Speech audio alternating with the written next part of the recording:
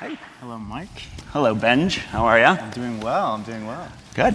Hello, everybody. Welcome. To give you a little bit of background about why we're here today to talk to Benj, who's one of the co-creators of the Tony Award-winning Broadway show, Dear Evan Hansen, is because that show itself was a unique cultural touchstone in terms of its ability to reach global youth through social media. The story itself actually focuses a lot on social media, and we're here to talk to Benj a little bit today. And aside from winning a Tony earlier this year, he won his Oscar for songwriting in La La Land. So it's kind of nice. We have a couple different songwriters up here and being able to chat. So that's really great. So we're here to talk about how digital and social media is a force for good. And so how did you feel did you expect Dear Evan Hansen to become the size and scale that it did, particularly in relation to how it was able to reach young people? First of all, it's an honor to be here. Evan Hansen was created with two other collaborators, Stephen Levinson and Justin Paul, and it was something that we've been working on for about 8 years. And when it came out this year, I don't think we ever thought they would have the reach that it did, but we knew that we wanted to focus and create a show that was about the experience of being young today, and what did that mean? And the origin of the show, it came about because my collaborators and I were really struck by our generation's response to grief and how people insert themselves into tragedies that are not necessarily theirs to own. And we started looking at sort of statistics about what sort of plagues our generation in terms of how we relate to one another. And we would look at statistics. What does a mother in the 1950s want for her kid? And the number one answer would be, I want my kid to be a good member of their community. And you ask a mom in the 1990s and 2000s, what's the number one thing that you want for your kid? And a mom will say, I want my kid to be happy. So there's been this huge shift from community to individualism, and it's been amplified by social media and the sense of everyone else's perfectly curated lives passing by. And we feel this intense sense of loneliness while we're trying to participate in communal activities. So we wanted to write a show that was about a lonely boy and this desperate need to be seen, to be heard, and to connect with other people and to be a part of a community, because I think we're all so desperate to feel that way. So much of the show exists with characters in relation to community around them and the world of social media playing sort of a ninth character in the show, and our sort of desperation to connect with one another. But it's interesting, right? The characters that you created with your collaborators actually get themselves in trouble in relation to social media. Social media initially perpetuates a lie. And so initially, at first blush, it doesn't seem to create an environment where we're here to talk about social media being a force for good. So maybe you can talk a little bit about why that was important to you to amplify that, and then maybe to talk a little bit about the ultimate redemption that happens within the show. Sure. Well, I'll say initially when we were working on the show, I think our aim was to sort of write an indictment on how we interact with social media.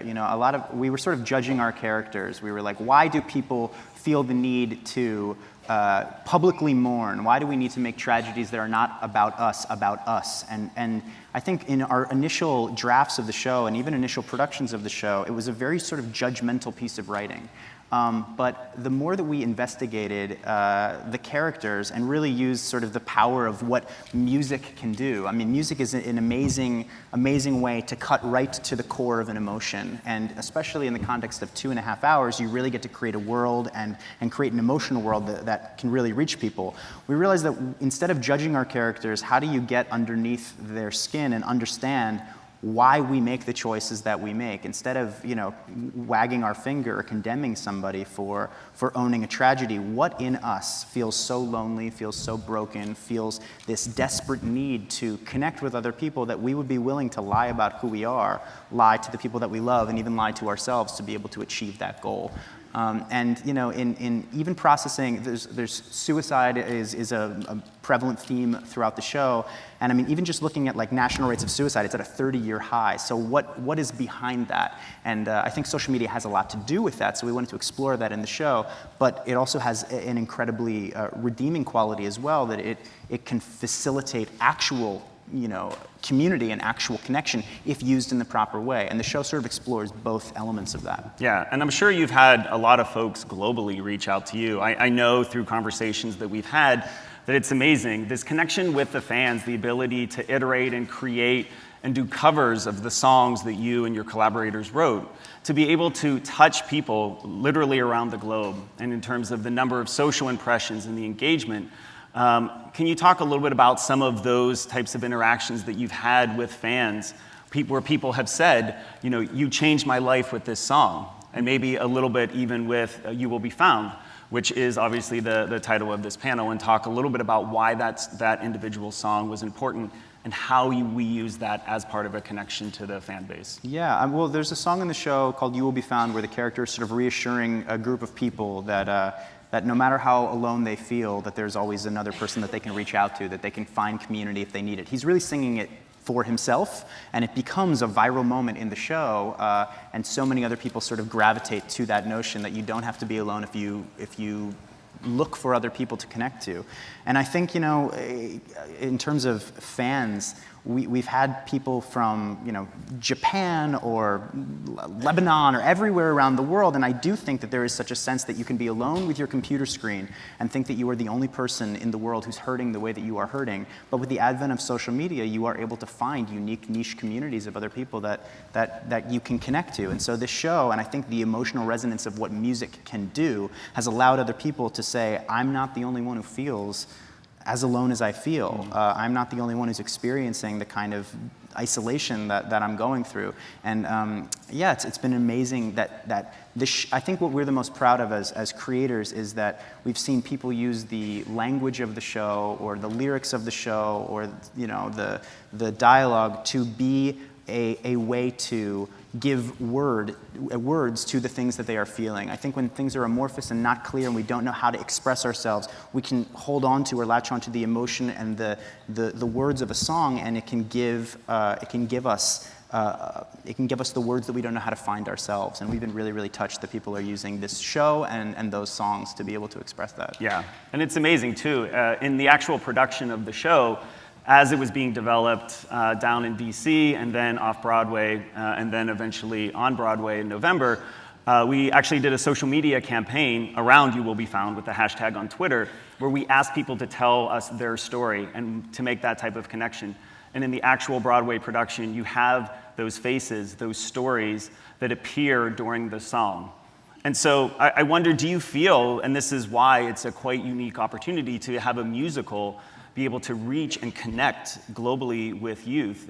Do you feel that that there's a responsibility? Backstage, we were chatting a little bit about the need for education on social media and the responsibility that the story that you've created.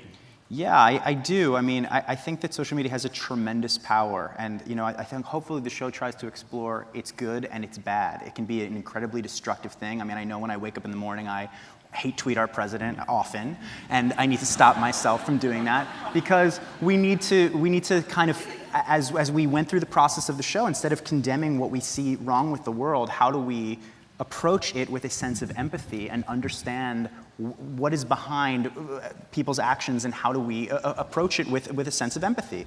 And I think that social media presents a tremendous opportunity to do that. And I think when you put things out into the world as a creative person, as the previous songwriter was talking about too, you do have a responsibility to know that you are giving voice and that it has to come from a place of putting good out into the world, and that when people begin to exchange those things, then we can make the world a better place. Yeah, that's amazing. I have one final question. What was it like to make Beyonce cry? We had the good fortune of having Beyonce come to the show a couple days ago, and we're all still in recovery mode, so we were all sort of shaking on the floor and crying after she left, and it was I have to say, you did a very good job on taking photos and videos for the entire cast, who were completely gutted. But it must mean something, right? This connection, and it's not only about global youth, it's actually people everywhere, people of all ages that connect through that. Well, I think, in terms of writing musicals too, and when I look at just trends in my own industry, I think that now people are embracing musicals and stories that are non-ironic. I think that we're allowed to I don't know, people are embracing things that are heartfelt and that you don't have to make fun of emotion anymore. And I think that that's a really freeing thing.